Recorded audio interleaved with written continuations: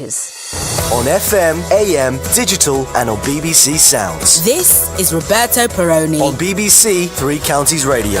Very good evening to you. This part of the programme is all about the conversation. We have three amazing people live in Studio One here at Three Counties Radio, and we're going to talk business, work and money stories. And you know the drill.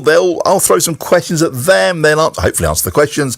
Hopefully they won't argue amongst themselves. That's quite possible this evening. And if you want to join the conversation, add a question or a topic to the debate, just pick up the phone and call us, or you can text 81333. Start your text 3CR. Let me introduce you to tonight's panel. We have Ellie Jacobs, Head of Subject Group at the Business School, University of Hertfordshire. Welcome back, Ellie. Hi, it's lovely to be here. We did a programme a couple of weeks ago from the Business School, and I put in a very good word for the Vice-Chancellor for you, so you should be doing okay, hopefully. Thanks for doing that. My pleasure. Nice building too. We welcome Alistair Woodgate, who's from Rumble Sedgwick, the Chartered Surveyors, but also President of the St Albans District Chamber of Commerce. We will have a lot to talk about. Welcome to the programme. And completing our panel tonight, Jonathan Davis, Wealth Manager from Hertfordshire. And I have welcome back.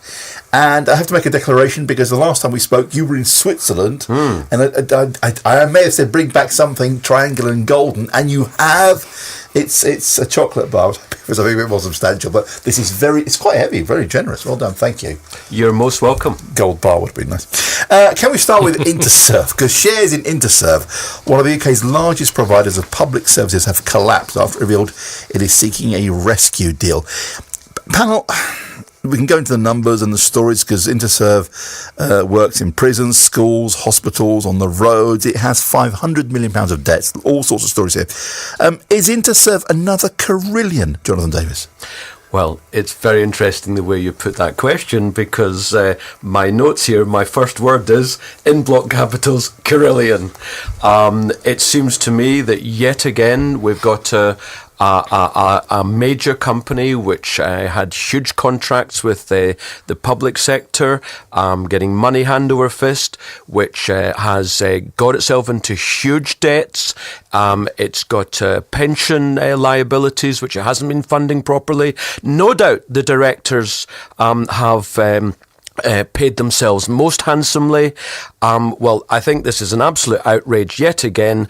Who is supervising these people, because they're getting away with murder?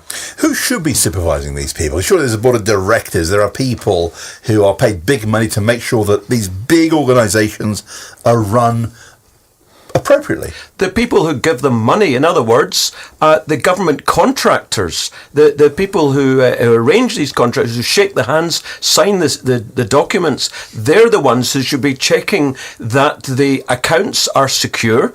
They're not doing anything, I'm not suggesting they were, but they're not doing anything dodgy, that their pensions are secure, that they're financed well. They're clearly not doing the job, those in the government.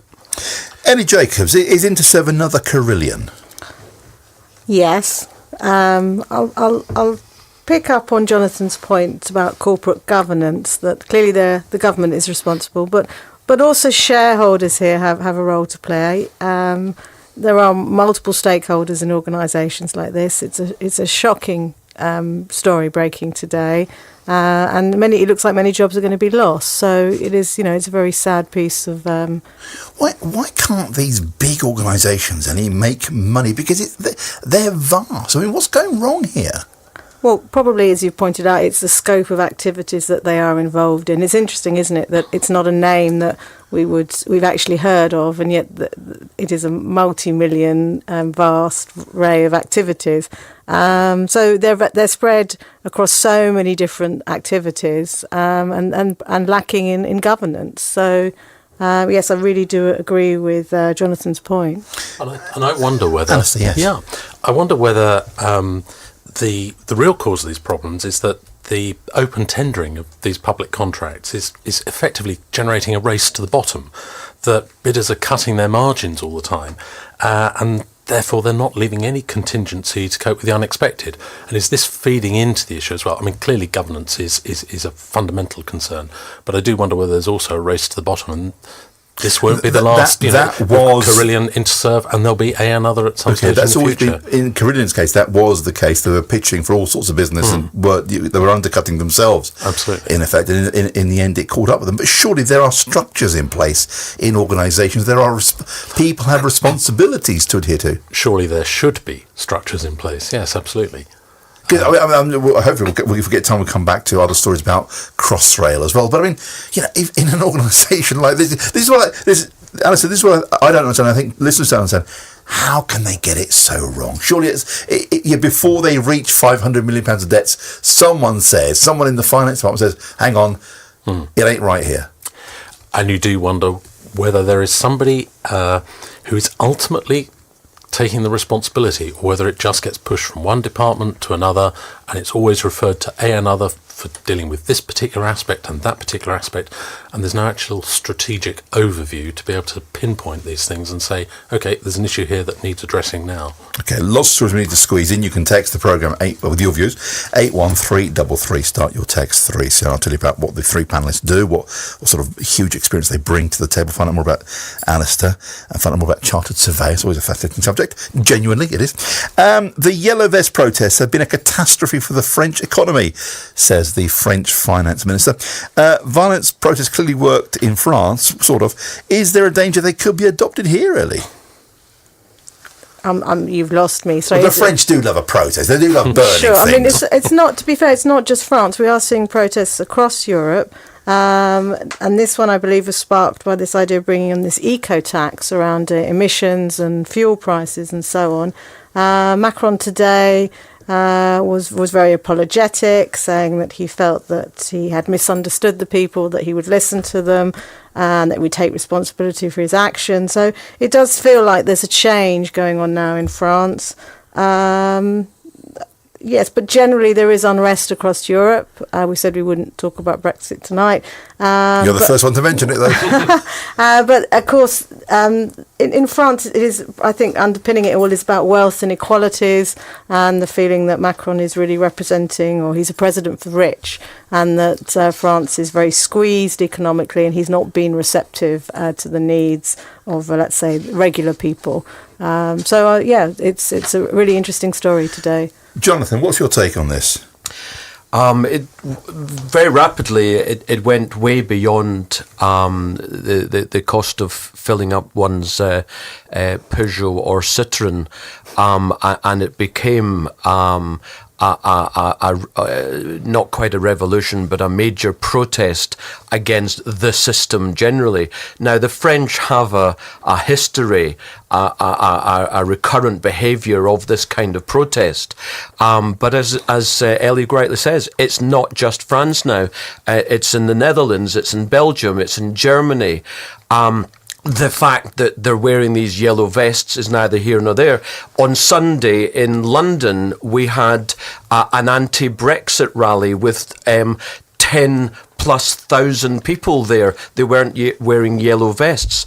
So clearly there's something wrong with the system when today, for example, we see that the Office of National Statistics telling us that we've got the biggest wage rises for 10 years, 3.3%. And the trades unions rightly saying, well, so what? Because the workers have had wage pressures more than for the last 200 years. And they're absolutely correct. And I've said to you before, it goes back to bailing out those crooked bankers 10 years ago. We took £1 trillion basically and handed it to the rich, and you and we are the ones who are paying for it, and we've got these protests, and unless the system changes, which is unlikely, I think this could continue. Macron has had to listen because they're tearing down. He's pretending to listen, yeah. So if he doesn't, because the French do love a protest, more than we do, of course. It's unlikely to happen here. That sort of reaction, is it? I tell you, if we don't get Brexit, which we voted for, whether you can argue the rights and wrongs, but that's what the British people voted for. I hate to think what 1 million people might do on the streets. But we won't do it with the yellow vest because we don't do that much health and There you safety. go. Yeah, we That's really prefer Union Jacks. Alistair Woodgate, what's your take on this story? Violent protests, I mean, they have some sort of effect in France, devastating for the economy too, it seems there. I think, Macron swept to power with this sort of centrist populism as a sort of his sort of mantra. But what he's tried to do has just backfired on him. Of course, going for the climate change is a very sort of honourable thing to do, to be looking at ways of tackling that. But of course, it's affecting the low paid and it's affecting the rural economies. And his timing wasn't brilliant at the same time to be talking about his pro-business stance and about tax cuts for the more wealthy. And of course, one's going to see that sort of backfiring on him.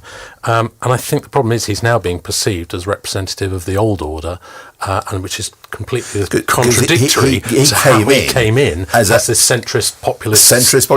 With no political backing in effect, because he wasn't Absolutely. from the left or the right. Yeah, he created something new and he hasn't got that backup. Absolutely en marche. It was here he was, something new that was going to break the mould. But the way that his policies have come together, the timing is just ghastly. In that it's put him back with the old guard. I would take issue with that, if I may. It wasn't that he came with a centrist approach to help everyone and so on and so on. It's what he was painted as. I mean, this guy is from Rothschild Bank. He's from the elite in academia. He came through the civil service in Paris. He is one of the 1%. And the media absolutely loved this guy. They love his beautiful wife, their family. He talks like them. And he was absolutely supported by the media, the financial, and indeed the political elite. He was never for the people. He was always for the elite, and the people have found him out rapidly, and that's why they're on the streets every night. Yes, Ellie. I mean, I agree with Jonathan's point about being part of the 1% and so on. But I do think underpinning this is he's trying to do something, or was trying to do something very positive for the environment, that it's good that he was trying to cut carbon emissions. And the problem that we have is if France, this is, if you like, a warning shot to other governments, how are we going to do something about climate change? This is a very obvious policy. We all know we need to try and improve the quality of our air across many cities. And this has failed in France. No, I just pause you there because we're going to take some trouble, but can we come back to that in a moment? Because Sadiq Khan, the Mayor of London, has extended his low emission zone and he's upset a few people, me included, has to be said. Okay.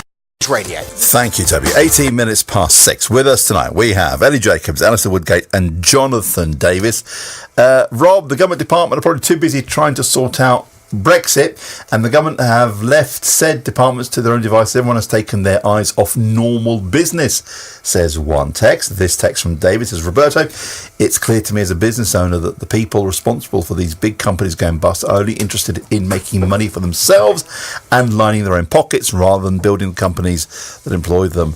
The top salaries need to be reduced substantially because they just don't warrant them. And it's fair to say, is it not, Jonathan, in the city, the big firms, they do pay rather large sums of money for directors and so forth of these large corporations? Well, people should get paid what they're worth. But just like with the bankers, if their businesses then fail, don't bail them out. Okay. Eddie, just for the travel, we were talking about the protests in France, and the part of these were driven by the tax on fuel, and you were raising the point about going forward, climate change, and lots of different governments around the world are said to be looking at different ways of reducing pollution. In London, the Mayor of London is going to extend his ultra low emission zone, which means that many Londoners will have to pay £12.50 to drive their own car to and from work. That's not going to be very. I don't imagine Londoners will don yellow vests and burn things in the Mall, but they won't be very happy. That's right, they won't be very happy. And I think Alistair made a good point that Macron's timing probably wasn't very good.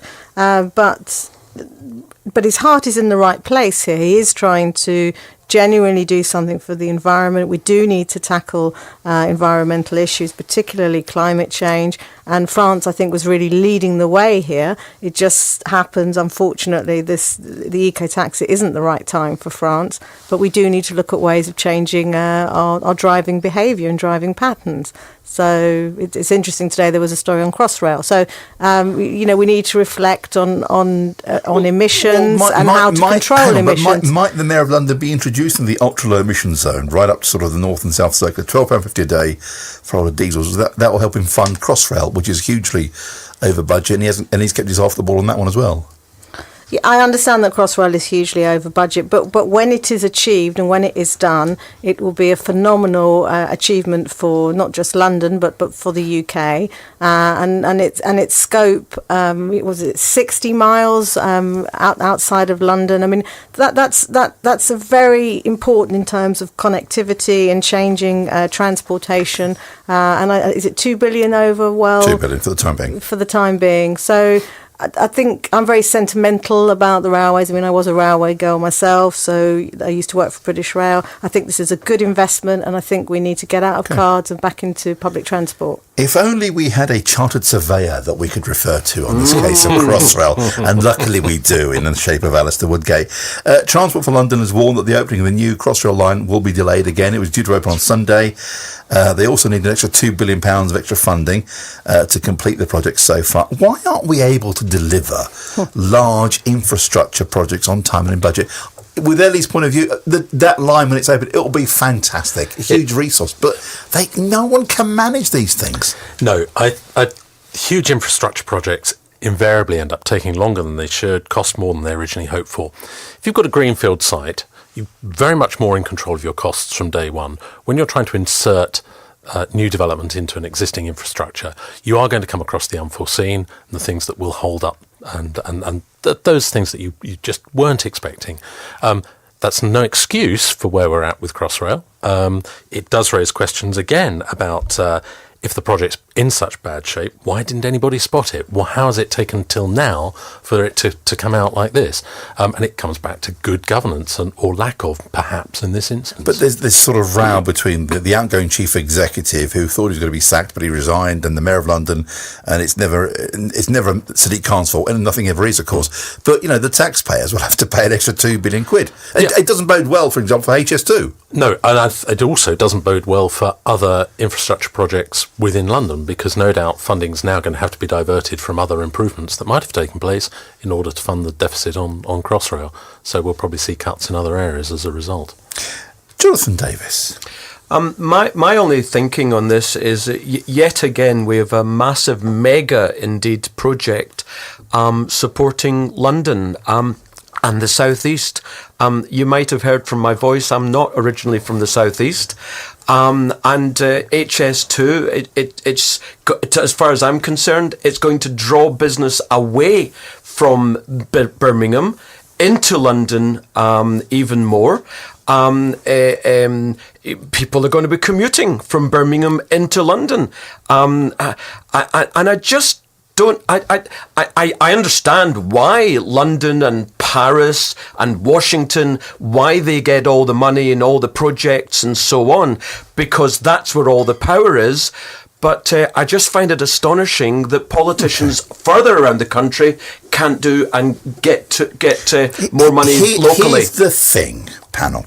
During the 6 o'clock news, we were making ourselves comfortable. We said, let's try and avoid Brexit, okay? And the whole EU argument. Not possible. Yes, not. That's the problem. Right. But if you look at redevelopment in parts of the country like Newcastle or the huge redevelopment of Cardiff, part of that has been fueled by European money, EU money, but some people don't seem to realise that. EU money? Yeah. The money we give them 10 and they give us 3. EU money? I don't think so. But there was no way Whitehall was ever going to sort of rebuild Cardiff, was there? We've given money to... That's an assumption you're making. But it doesn't work that way. The because British politics is centred on London. So we give this huge amount of money to the EU, and then they decide across Europe where to spend it. Ellie, is that not the reason why some parts of Britain have seen huge redevelopments? Yes, it is. I mean, I agree with Jonathan's point that parts of Britain, i.e. London, and the counties are very well served in terms of transportation. And I think that quite rightfully other parts of the country may feel that that's unjust and that we should be investing in transport infrastructure in other parts of the UK. I think that's a very valid point. But going back to Crossrail, going over budget, it is an enormous project. We will be seeing the benefits of it. Our children will be, and their children will be seeing the benefits of it. And yes, I don't approve of it going so over budget, but I think it'll be worth it in the end. Alistair, you're new to the panel. Welcome. A fantastic first performance. It seems like he's been here before. A natural, in fact, from Rumble Sedgwick, the Chartered Surveyors and other things too. So tell us a bit about yourself and how you got to be a Chartered Surveyor. Thank you, Roberto. I've always had a love of buildings and the built environment. It wasn't actually what I set out to do. My degree is in art history. But whilst I was studying art history, I started studying architectural history and then realised that actually I wanted to get back to being practically involved with buildings. So I trained as a chartered surveyor, and that's where I find myself now, and involved in all sorts of property, residential, commercial, educational, ecclesiastical, and I love the fact that I kind of get to understand how communities and societies build in the way they do and develop in the way they do, and why certain uses are allocated and located where they are. And when you go out of your home and you travel to work or what have you, and you look at the open land and buildings, offices, shops, housing, and you wonder why are they there? Well, that's all the chartered surveyor that's worked together with other bodies to determine land use patterns and why areas are used for what they are. So it's great. It's very much about understanding the way a community grows. Okay, and you have another role too. I do, yes. Earlier this year I took over as the president of St Albans District Chamber of Commerce, which I'm hugely humbled and honoured to hold the post for the next 2 to 3 years. And that's representing the business interests of businesses across St Albans District, so that's Harpenden, St Albans and the villages. And we're there as a voice for business to act as a networking forum, to act as a voice in engaging with other establishments, whether that be with the universities and the colleges or with the district councils. So it's a great organisation. And you have fantastic universities on your doorstep, hasn't we do indeed. But what sort of businesses do you have in St Albans? Because if I think of Stevenage, for example, there are some small, medium, but there are some really large businesses in Stevenage. Does really well, Stevenage, as does Watford, for example. Yeah. What are the sort of businesses you have in your patch? There are 8,900 businesses in St Albans District, but 92% of those employ 10 people or less. So that gives you a sort of an idea of the scale. So St Albans District doesn't necessarily have those big employers. There are a handful of them, absolutely, with employees in the hundreds, and a few firms who are represented who do have employees in the thousands. But it is primarily the SMEs and the startups. St Albans has always had one of the highest rates of startups in the country, and that still seems to be the case at the moment. A lot of new businesses coming on stream. So it's all about giving encouragement to them because they are tomorrow's big businesses. Okay. Great connections, great location. What else does someone need in St Albans to make a go of it? Office space at the moment, and there's a shortage of that, and that's partly to do with the relaxation on change from office to residential, and so a lot of landowners and developers got on the bandwagon of developing office space as flats, particularly, leading to a shortage of space. So, and it's interesting to see that there are a number of landowners now bringing forward commercial schemes that over the last 3 or 4 years just wouldn't have got a look in with residential. And it's really encouraging to see the District Council putting forward a scheme for the city centre, which will include some 90,000 square feet of offices and other private landowners as well. So maybe the tide is beginning to turn there. 90,000 square feet of offices? Yeah. What about the parking? Well, that's going to be a very interesting one. Yeah, absolutely. Because I used to work in St Albans. I know all about the traffic and the parking in St Albans. We will take some travel news and headlines and come back with our great panel tonight. Ellie Jacobs, Alistair Woodgate and Jonathan Davis. Welcome back. But the thing about these conversations after 6, they just go far too quick. Karen says, Rob, about Macron, don't forget he has won the election only because he was against Marine Le Pen from the far right. He is arrogant with the people who struggle to live decently. Thank you. All the panel are nodding. A couple of questions I will try and address very, very shortly. Ellie, before we crack on, just remind people what it is you do as head of subject group at the Business School, University of Hertfordshire. Okay. So I work at the Business School, University of Hertfordshire, over at Hatfield. board. I run the HR subject group, but I still teach. I teach business ethics, which is a huge subject in the business school. And we have students across the business school and across the whole university looking at ethics. So that's what I do. And Jonathan, you're an independent wealth manager from Hertfordshire. How do you describe the sort of the scope of your work? Well, yeah, I'm working with private clients, not corporate, and basically relatively wealthy people. I'm trying to make them wealthier. That's horrible.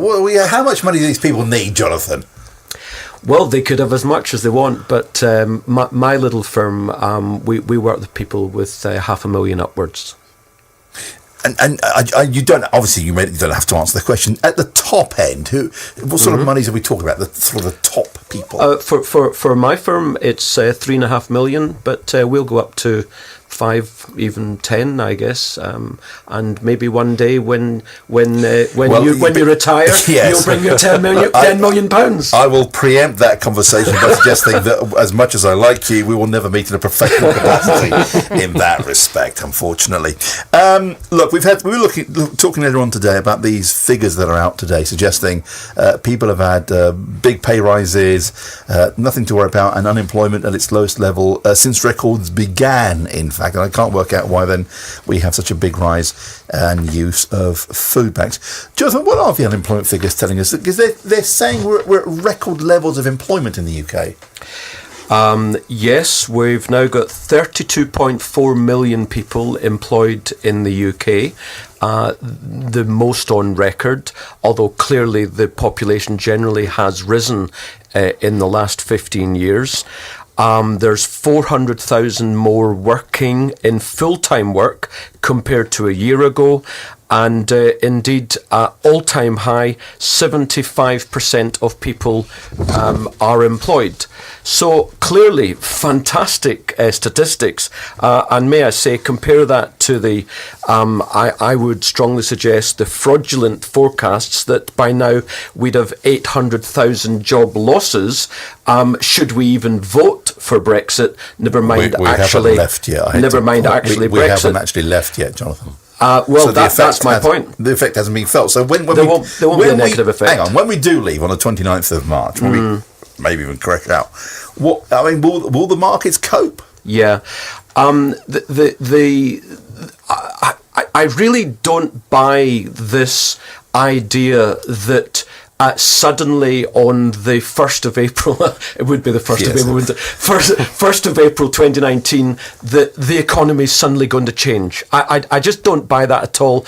Businesses are smart enough, profit-seeking business people are smart enough to be putting in place whatever they need to put in place to ensure that their businesses will continue to operate. Are these the same sort of people that run a company like Intersurf, for example, or Carillion?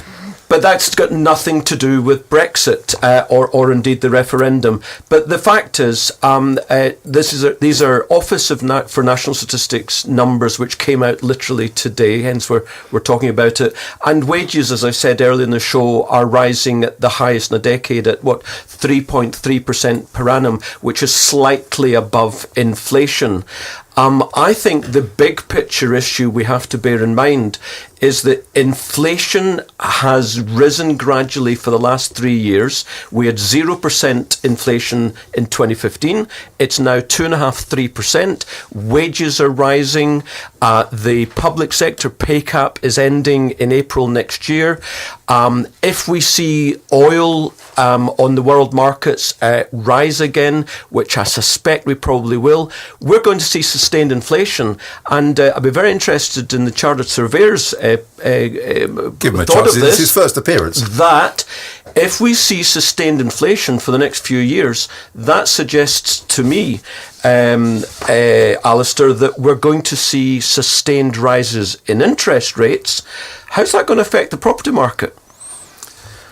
Over that crystal ball, it's the property market is generally pretty resilient. It has to be said. If we can take a longer term view and not look at it in terms of 12 months, 18 months, but if you look in terms of a 5-10 year plan, then the property market is pretty resilient and will come through. It's interesting on these figures. It's encouraging to hear that there are 400,000 more in full-time work, because I often question these figures to But what does that mean? Because I think that includes anyone who does a day's work picking parcels. And how much of this is also, in getting these job figures to where they are, how much is on zero-hour contracts, how much of it is part-time work, and what's the quality of this work that's actually being provided that's bringing these numbers down? It is encouraging to hear that we have less unemployed, but I'd like to know the quality of the jobs that are actually being provided. Eddie, can I get your view on this? I mean, the numbers suggest today that people have had a pay rise, there should be more money in people's pockets, and we have record numbers of people in work. But what does that actually mean? Well, I'm with Alistair with this. I would question those figures. It's a very rosy picture we've just had painted about wages, about unemployment being very low. But I would say we've got a rise in zero-hour contracts. We've got a gig economy. We know today we're talking about young adults and how pessimistic they feel about their future. So there's a lot of conflicting data, shall we say, and stories out there today. So I'm perhaps not as positive as Jonathan is about the state of the UK economy. I'm just quoting the statistics from the ONS. Yeah, but I always worry about those figures, because I can't. I look at the figures and I know what they say in black and white. But then I'm thinking, hang on a minute, why do I get so many stories about food banks and people pleading for food banks for food to be given and donation? And people do, thank goodness, in local communities across Beds, Herts and Bucks, people really do chip in. But if people had more money in their pocket, if they're able to pay the bills that come through the door without fear, then we wouldn't have food banks. I'm thinking, unless I've got that completely wrong. Sure, it doesn't feel that there's confidence in the market. I think Black Friday figures were not as good as a lot of retailers hoped.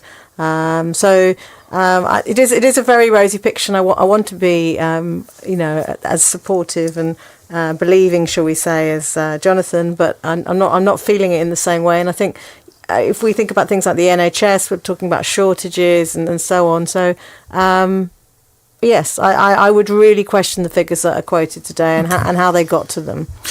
New boy, Alistair, has a question here from Steve to answer. It says, Rob, can the Chartered Surveyor explain why modern UK buildings are so dull compared to other countries? Our airports are perfect examples. Well, hang on, aren't airports all the same?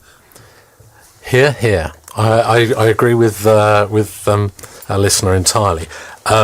I think we have developed a very bland architecture in this country. We're not embracing new technologies in the way that some of our European counterparts are. And you can go to any town, any city, and you look at the periphery of those cities, at the new housing estates, and you could be in any town, anywhere. And we're not playing to the local vernacular. We're not really creating local identity. And we need to embrace design much more. And maybe through the new local plans that all of our local authorities around Herts, Beds, Bucks are bringing out, maybe they will embrace the notion of design codes more and actually start to try and put down a local identity and encourage better standard of building. Okay, a lot of people might agree with what you're saying, but then we go back to a conversation we had at the beginning of the programme. We tend to do everything for the cheapest possible price. We don't think about sort of the long-term impact of, that's how you would explain sort of the tower blocks in the 50s and 60s. Just build it. Doesn't really matter what they look like, just build them. And yet, there is evidence that suggests that if you put a little bit more effort into the quality and the design, you'll get that back in terms of value at the end of the day. So it's not a case of you've got to spend more and you don't recoup that. You can if you tackle it in the right way. I'll read part of this text. It says, statistics, blah, blah, blah. Less unemployment, pay rises, but people live in poverty. Good for politicians and employers, but the jobs are split. There's one full-time job now split to 3 or 4 zero-hours contracts. People have a strong view on this. It is 19 minutes to 7. Changing the tone a little bit. There's been, over the course of the lots of retail industries have gone by the wayside. Lots of jobs have gone in retail. 50,000 possible jobs have gone this year alone. Pizza Express is under mounting pressure from debts, rising costs, and apparently fierce competition, according to the credit ratings agency Moody's, has warned as it's downgraded the restaurant chain. Is Pizza Express, the latest restaurant chain, facing difficulties, Jonathan? Wouldn't surprise me. Walk up and down any high street and you see estate agents, charity shops and food shops or restaurants or takeaways. There is enormous competition. The rents for the premises are huge. There are vast margins. I mean, you might sell something for £10 that costs you £1 to make, but if your costs are overwhelming, and you borrow so much in order to set up the businesses and equip the businesses, then eventually it's going to come back and bite you. And they do have, I mean, they have hundreds of restaurants in prime locations. Some of the buildings are in. Yeah. They've always historically gone for the most spectacular buildings. They have, and I'm feeling pretty guilty because as a teenager I ate in Pizza Express quite a lot, which perhaps is how old Pizza Express is. But as an adult, I've not eaten there for a very long time. And yesterday it is reporting huge losses or declining profitability, and that's a shame. I mean, it's casual dining for the family. It's a cheap night, and it would be a loss to the high street. But the competition is huge out there, and there are many people doing, or many establishments doing the same as Pizza Express. So yeah. I mean, I would just say I understand the founder of Pizza Express died this month, which is a bit sad. Peter Boswell, yeah. Who is he from Peterborough? Is that right? He was from Peterborough. Great story, isn't it? And he had great connection with the football team, the football club, of course. And also a great connection with Bedford, where he sort of widely travelled, huge jazz lover, a very colourful character. Sure. Peter, he lived life to the full. Alistair, can I ask you? They have historically gone for some of the most spectacular buildings. I think of. They have. I don't know where. St Albans is the Pizza Express. St Albans Pizza Express in Verulam Road, in a Victorian building. I can't remember where it is. I know the one in Luton. Opposite Christopher Place Shopping Centre. Oh, right, because the one in Luton is in a former Masonic lodge, and they had it. The building is spectacular. I think it would be a real shame if Pizza Express failed. I mean, it was very much a pioneering restaurant chain. It was often the first restaurant chain to recognise and open in a new up-and-coming area. And it was always used to be the case that if you wanted to find the next place to invest in, if Pizza Express had just opened, then you'd missed the boat because they'd sort of identified where somewhere was on the up. I think there's the choice is just getting wider and wider in eating out. And it's a struggling market. I think we've also found a situation where places like ZZ's and Ask and Pizza Express perhaps are a little bit too expensive for just your everyday grab a meal, but they're just not special enough when you want to go out on a Friday and Saturday night. So they're falling between two stools. And that, I think, has been the case for a number of the restaurant chains that we've seen go down. So maybe it's a case of just trying to reposition, reprice, come up with new ideas to encourage that market in. Can I ask you, just out of personal interest, and it's been a long time, do they still publish a States Gazette? They do indeed. Yes. I used to love reading that. I get a States Gazette every week. Yes. Do you look through? Do you still look through the property? Trawl through. We may be going digital, but actually, when that magazine lands on the desk, you do still sort of flick through it and turn the pages and read the articles. Ellie, is there a trade industry magazine that you turn to? Well, I read a lot of business journals, obviously, for lecturing. And there's lots of them. And there's lots of them, absolutely. So I don't have anything as sexily named as the Estates Gazette. So, I've never heard it called that before. Jonathan Davis, is there like a wealth managers magazine? Yeah. Apart from the FT, of course. Well, yeah, there is. There are a number of them. You can either buy them or you subscribe to them freely. And they all basically say the same thing. They talk about the gossip of who's moving from what company to another. They talk about the technicalities, or perhaps of taxation, expat, that sort of thing. They talk about investments. There's lots of stuff. We'll take some time to come back with tonight's panel. I did tell you these three were good. Welcome back. It's just flying by. Ellie Jacobs, Alistair Woodgate and Jonathan Davis were tonight's panel. Jonathan is a wealth manager from Hertfordshire. Ellie is head of subject group at the Business School at the University of Hertfordshire, and Alistair is from Rumble Sedgwick, the Chartered Surveyors, and also chair of the President of St Albans District Chamber of Indeed, Commerce. I'll Yes, get it indeed. right eventually. Right, Britain's biggest insurer, Aviva, is promising to give loyal car and home insurance customers the same or better prices at renewal as new customers. Might Aviva be onto something here, Ellie? It'll also drop the extra amount usually charged for paying monthly rather than annually. In fact, most insurance companies, if you pay in monthly instalments, they charge you an APR, a little bit extra on top. Aviva are going to drop that, and they will treat existing customers this. You won't have to shop around if you're with Aviva. They're basically saying, we'll still give you the best price. Could they be onto something here? Yes, it's a bit too little, too late. I would say for a long time, insurance companies have relied on our laziness and our inability to shop around, and you know, the fact that we do not look around at other offers. So Aviva sort of cottoned onto this and has decided that it's going to offer a good deal by saying that it's going to try and be more competitive. I'm a bit cynical. Then it's not. I feel that it's a good publicity stunt.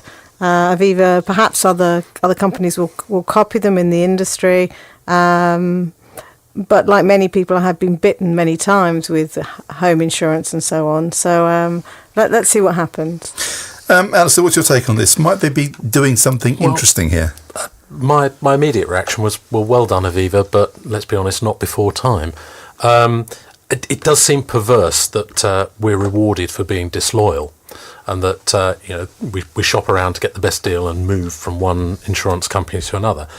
I am a little bit sceptical, though. I suspect that those of us that do shop around and change year on year might find that actually it's becoming more expensive now if all the other insurance companies take Aviva's line. So yes, it's to be encouraged, but I suspect that ultimately it won't really lead to anything being that much cheaper. Jonathan? Isn't competition fantastic? It helps us, the consumer. This is the root of capitalism. If you don't provide a service or a product which someone will buy, then you eventually go out of business. Aviva have woken up to the fact that the people realise that they're not going to be taken for a ride anymore. So Aviva are in effect reducing their premiums. Fantastic. This is capitalism. This is competition helping us.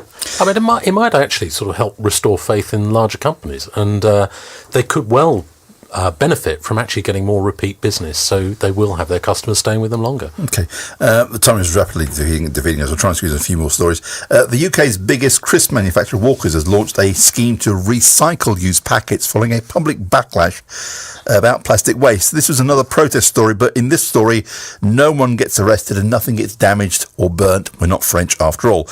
Around 200 collection points have been set up around the country while people can register to post back empty packets for free in special envelopes. Is this a demonstration of consumer power that's justified, Ellie?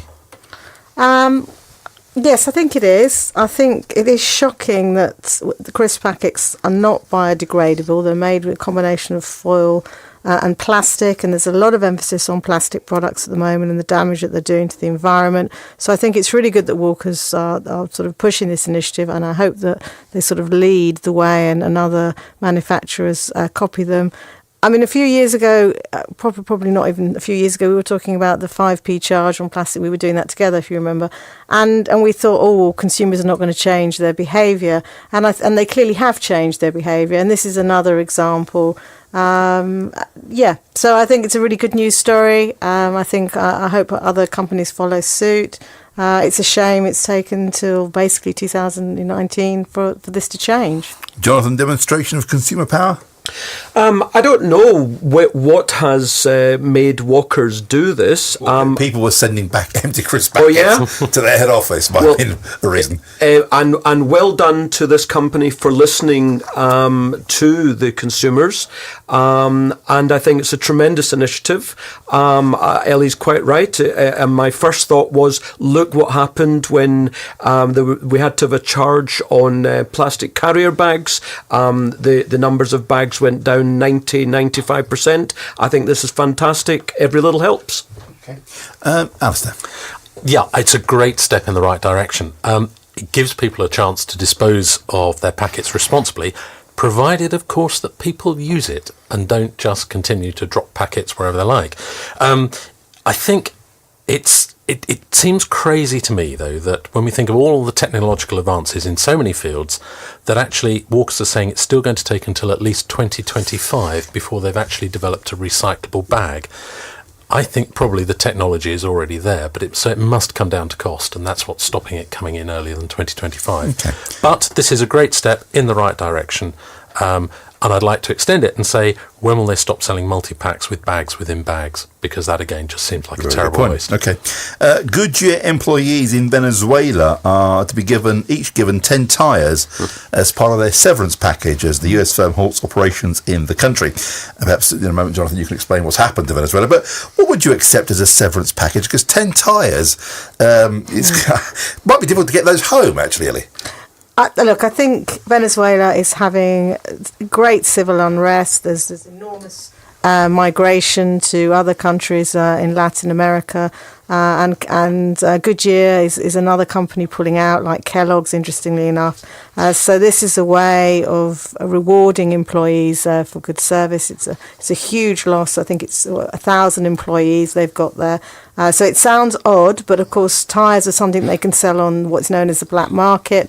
So it's a way of dealing and tackling hyperinflation for the staff that they're laying off.